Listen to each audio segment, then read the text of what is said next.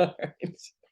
All right, everyone, let's dive into some literacy routines. And the first one is one of my favorites, and that's shared reading. In Comprehensive Literacy for All, Erikson and Copenhaver cite Ezel and Justice and define shared reading as the interaction that occurs between an adult and a student as they look at and read a book together, with the intention of enhancing the student's language and literacy skills. How perfect is that for teaching communication? And for our most complex students, shared reading has been such a powerful tool. Again and again, it gives teachers and students that context, that routine with that physical book right in front of you that offers an abundance of opportunities to communicate. These are some goals of shared reading from Comprehensive Literacy for All, and I think they're just so super important.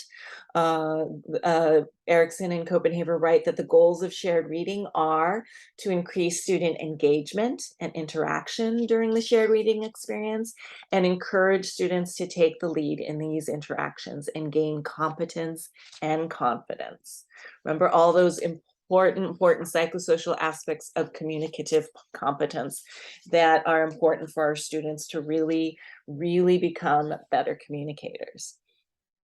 Shared reading also involves things like labeling illustrations, talking about what's going on in the text, referring to real life connections of the story, referencing the print and the printed word, and modeling language. But even more so, effective shared reading involves really orienting to the student and promoting that interaction, following the student's lead and responding to all their responses, and providing that sufficient wait time so that students can contribute in this shared reading experience. More specifically, the reader, the teacher, needs to comment, respond to the student's initiations and interests, and of course, not just read every page from start to finish. These things are so important, and just crucial to making shared reading a communicative interaction and a way to really teach our students to communicate better. All right, so I really wanted to share Ari's journey and looking at how she has grown in her use of her yes and no symbols and partner assisted scanning, and how she uses them functionally during this shared reading activity of Romeo and Juliet from Retopia.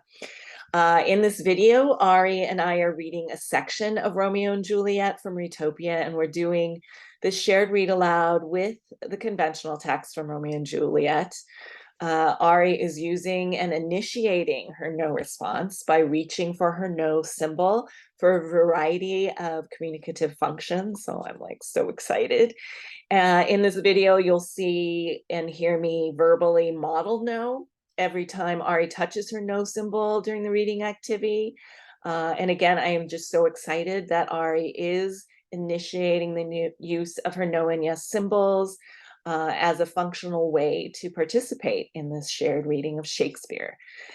She is still echoing some of my words, but she is so enjoying herself.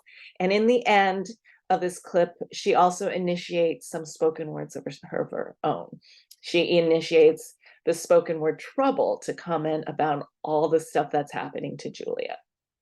All right, so let's play this video.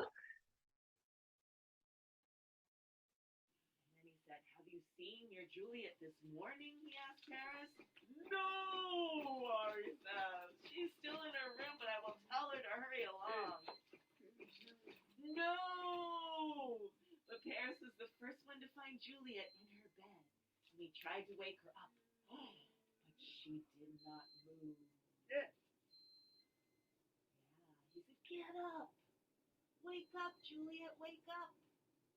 But Juliet lay in her bed as still as death. Paris sat on the floor sobbing. Soon everyone in the house was in tears. My only child, said Lord Capulet. Now I do not need a priest to marry her. I need a priest to bury her. The flowers and food that were set up for the wedding were now used for a funeral. Before the day was over, Juliet was placed in the cold, dark tomb of the Capulet family. And there next to her. No, you're saying no, don't do it, Juliet, no. So she's in the tomb. Juliet's in the tomb next to the body of her cousin, Tybalt. Tybalt, yes. Tybalt, you said Tybalt. Tybalt is dead. Dead. Oh my goodness. That's so crazy. He's dead and bloody. Yuck. That's so yucky and scary. Yes, you're saying yes, it is so yucky and scary. Oh man, I cannot believe that happened. That's crazy. Trouble, trouble, huh? Big trouble. Ari is certainly motivated and challenged by this text, this age respectful text. And she's gaining confidence in her voice and in being heard during this context for communication that is shared reading.